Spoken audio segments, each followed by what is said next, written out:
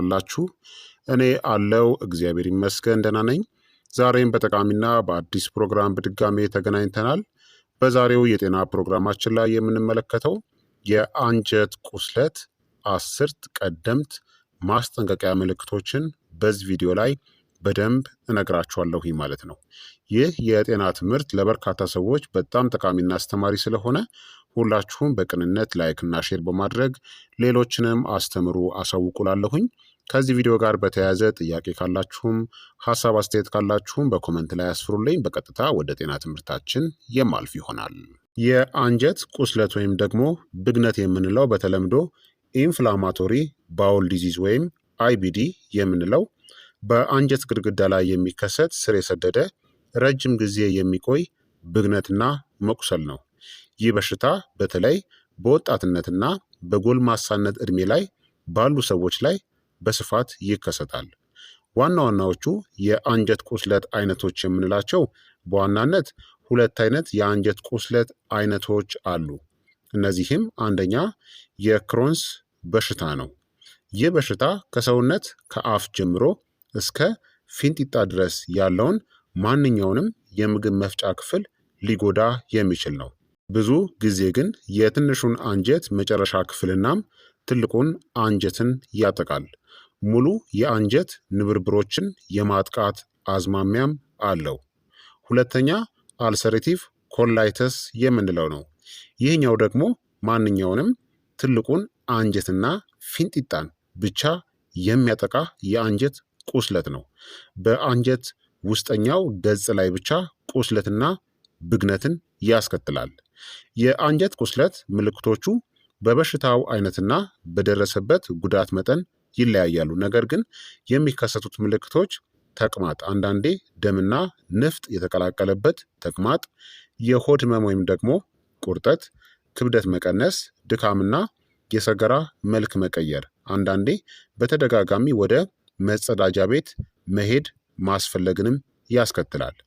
የሚከሰትበት መንስኤም የአንጀት ቁስለት እንግዲህ በሽታው በትክክል በምን ምክንያት እንደሚከሰት ባይታወቅም አስተዋጽኦን ሊያደርጉ የሚችሉ ግን በርካታ ምክንያቶች አሉ። እነዚህም በዘር ተጋላጭነት ካለ፣ በቤተሰብ ውስጥ የአንጀት ቁስለት ካለ፣ የአኗኗር ሁኔታዎች፣ በአንጀት ውስጥ ያሉ ባክቴሪያዎች፣ የሰውነት በሽታ የመከላከል ስርዓት ከአንጀት ባክቴሪያዎች ጋር በሚያደርገው ምላሽ የተነሳ የሚመጣም ሊሆን ይችላል። ታዲያ በፍጹም ችላ ልንላቸው የማይገቡ 10 የአንጀት ቁስለት በሽታ ቀደምት ማስጠንቀቂያ ምልክቶችን ልንገራችሁ። አንደኛ የማያቋርጥ ተቅማጥ ነው። ከ2 እስከ 4 ሳምንታት በላይ የሚቆይ ተቅማጥ ነው። ስር የሰደደ ውሃማ ወይም ደግሞ ልቅ የሆነ ሰገራ የአይቢዲ በጣም የተለመደ ቀደምት ምልክት ነው። በአንጀት ሽፋን ላይ ያለው ብግነት ትልቁ አንጀት ውሃ የመምጠጥ አቅሙን እንዲያጣ ያደርገዋል። ይህም በአመጋገብ ለውጥ ወይም ደግሞ በሐኪም ትዕዛዝ ውጪ በሚገኙ መድኃኒቶች የማይሻሻል ተደጋጋሚ የአንጀት እንቅስቃሴን ያስከትላል። ሁለተኛ በሰገራ ውስጥ ያለ ደም ነው። ደማቅ ቀይ ወይም ደግሞ ጥቁር ማለት ነው። ብግነት ያለበት ወይም ደግሞ የቆሰለ የአንጀት ቲሹ ደምን ሊያፈስ ይችላል። ኢንፍላማቶሪ ባውል ዲዚዝ ወይም ደግሞ አይቢዲ ብዙውን ጊዜ ከሰገራ ጋር የተቀላቀለ ደም ወይም ደግሞ በመጸዳጃ ወረቀት ላይ የሚታይ ደምን ያስከትላል።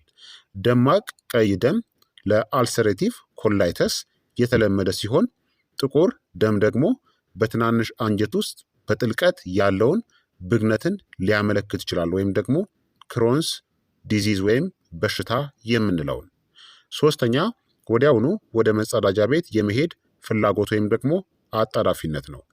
የቆሰለው አንጀት ከመጠን በላይ ንቁ እናም ስሜታዊ ይሆናል። ይህም አንጀቱ ባይሞላም ድንገተኛ የመጸዳዳት ፍላጎትን ይፈጥራል።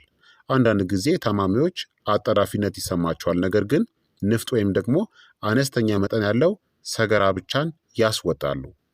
አራተኛ የሆድ ህመምና ቁርጠት ነው። ስር የሰደደ ብግነት የአንጀት ግድግዳዎችን ያበሳጫል። ይህም ቁርጠት ያለው ህመም፣ ድንገተኛ ወይም ደግሞ ጠመዝማዛ አይነት ምቾት ማጣት፣ ከተጸዳዳችሁ በኋላ የሚሻሻል ህመም ታዲያ በየትኛውም ቦታ ሊከሰት ይችላል። ነገር ግን ክሮንስ ብዙውን ጊዜ በቀኝ በታችኛው የሆድ ክፍል ላይ ህመምን ያስከትላል። የአልሰሬቲቭ ኮላይተስ ደግሞ በግራ በኩል ቁርጠትን ይፈጥራል። አምስተኛ ያልተጠበቀ ክብደት መቀነስ ነው። ብግነት ሰውነት ንጥረ ምግቦችን የመምጠጥ አቅሙን ይቀንሰዋል። እናም የመብላት ምቾት ማጣት የምግብ ፍላጎትን ይቀንሳል። አንጀታችን ምግብን በትክክል ባለመዋጡ ምክንያት በተለምዶ እየበላችሁ ቢሆንም ክብደት መቀነስ ይከሰታል። ስድስተኛ ቋሚ ድካምናም ዝቅተኛ ኃይል ነው። ስር የሰደደ ብግነት ኃይልን ያሟጥጣልናም የሰውነታችንን ሜታቦሊክ ፍላጎትን ይጨምራል። ድካም የሚከሰትበት ምክንያቶችም በደም በማጣት በደም መፍሰስ ምክንያት፣ በንጥረ ነገሮች እጥረት፣ በሌሊት ለመጸዳዳት በመነሳት የሚመጣ ደካማ እንቅልፍ ይከሰታል። ይህ ጥልቅ ድካም በእረፍት በፍጹም የማይሻሻል ነው። ሰባተኛ የምግብ ፍላጎት ማጣት ነው። በፍጥነት መጥገብ ይከሰታል። የቆሰሉ አንጀቶች የምግብ መፈጨትን ያዘገያሉ እናም የረሃብ ሆርሞኖችን ይረብሻሉ። በቀድሞ የአይቢዲ ደረጃ ላይ ያሉ ሰዎች ብዙ ጊዜ የመብላት ፍላጎት መቀነስ፣ ጥቂት ጉርሻዎችን ከበሉ በኋላም በፍጥነት መጥገብ ይከሰታል።